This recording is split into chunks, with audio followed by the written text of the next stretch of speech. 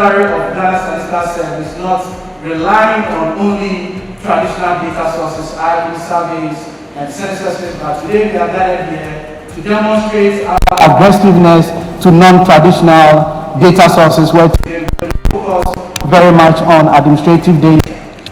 The Statistical Service Act allows us to designate statistics at 3 levels: the experimental, the national, and the official statistics.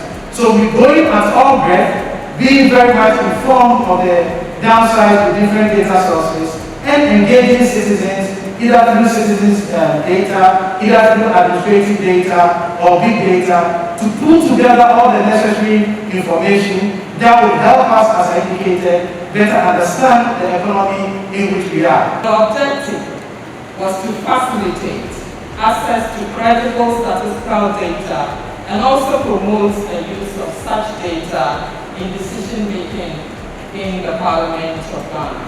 This showcase today of the Data for Accountability project is an opportunity that we are all excited about because it will help us present to everyone in this room and those who may be joining us by social media some of the tangible results that we have achieved under the project. How do we build our critical capacity so that policies will not be based on guesswork? And trust me, if public policies are based on guesswork, the conclusion is that we'll have implementation nightmares. If the diagnoses are wrong, you can be sure that the prescriptions will simply be wrong. That's what it is that we need to do. And that is why we in the Ministry of Parliamentary Affairs are extremely happy that the government statistician and the Ghana Statistical Service is partnering very critical institutions, civil society organizations, and ASEPA and others. I call them universities without limits because of the critical role they play as far as policy making is concerned. This partnership, this synergistic relationship, to my mind, what will bring the development that we seek.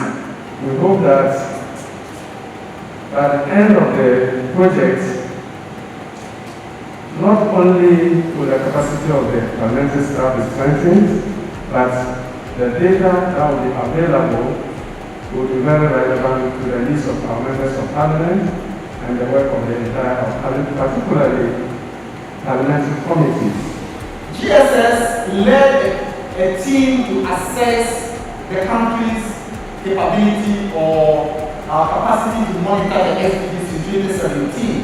And one of the key things that we want to highlight this morning is the fact that at the time, we realized that more than half of the data we need for monitoring the SDGs at the time was from administrative data.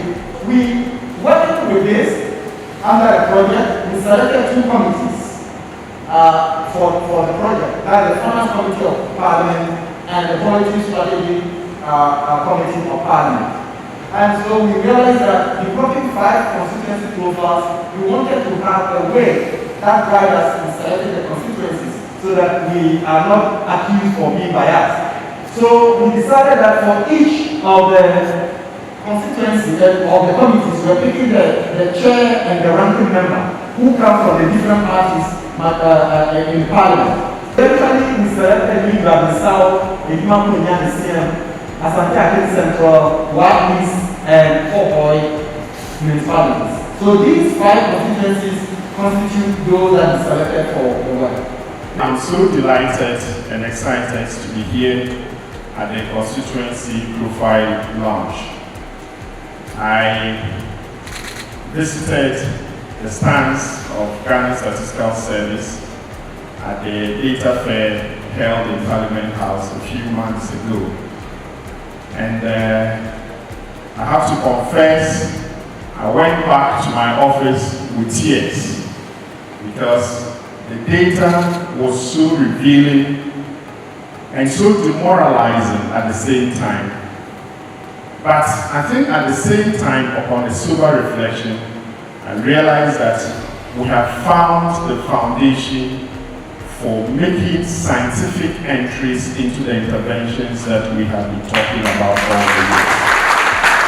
ASEPA and partners look forward to implementing more activities that will consolidate the gains that were made earlier and also introduce innovative approaches that will generate and disseminate statistical data for members of parliament. We need not rely on traditional data sources, IP surveys, and censuses, but with administrative data which we have in all our districts, we can continue to harness the resourcefulness of this data to ensure that regularly this data will be collected to help the decisions that we need to make.